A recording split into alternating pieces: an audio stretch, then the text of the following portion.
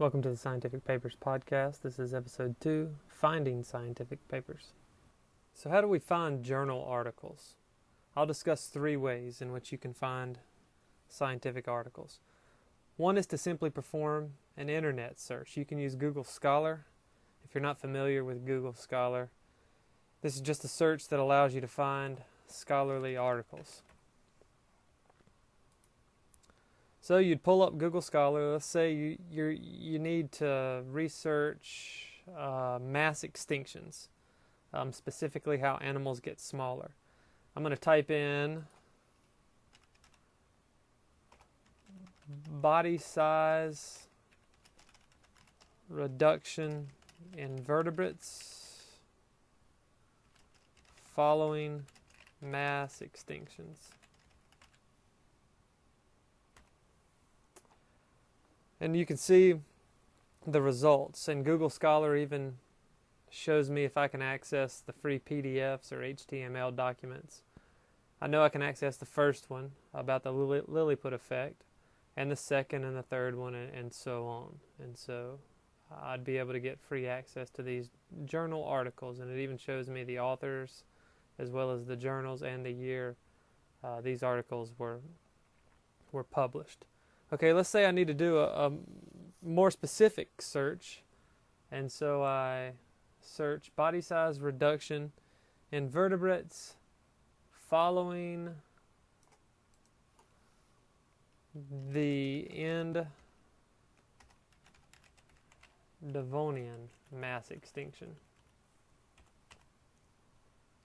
And this gives me one article here. I don't know if this specific one will allow me to see the full text, so I'll just click on the link here. This article is from the journal Science. If I scroll down to the bottom right here, it says read the full text, and I find out that it does in fact allow me to see it.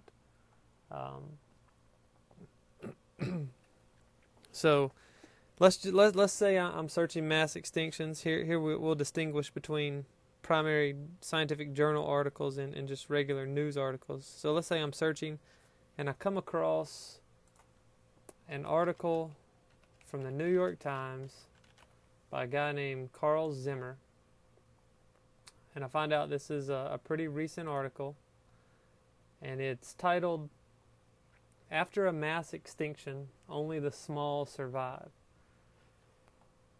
So you read through this article, it looks good, but it's actually a news article. Even though it's a very good article, it's very well written, it wouldn't be considered a primary source. It's actually communicating the results of the previous paper that we just looked at from Science. Another resource that you have available to you at the college is NC Live. So I'm going to type in nclive.org. And let's perform a search for mass extinctions. At this point, you will have to enter a password, which is available in the college library. But here in the left-hand column, you see scholarly articles. Let's click the first link. It takes us right to, after it loads up, it's going to take us right to the full text of this particular journal.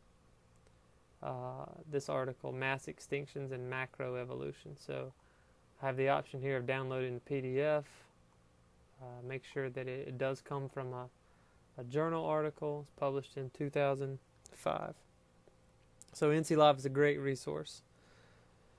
Another resource that may or may not be as reliable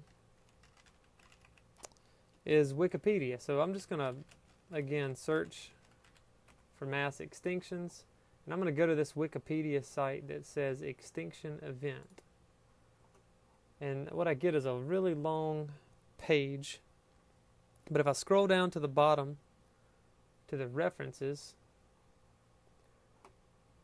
what I'll see a lot of these references. Some of them will allow me to get access to the full text, and a lot of these are primary sources. So a great example is this first one here. I can see that it was published in 2004. It's titled Extinction, Slime, and Bottoms. And if I click on the link here, I can see that it is in fact a primary source from a journal, and I can get access to the full text here. So Wikipedia also could be an option.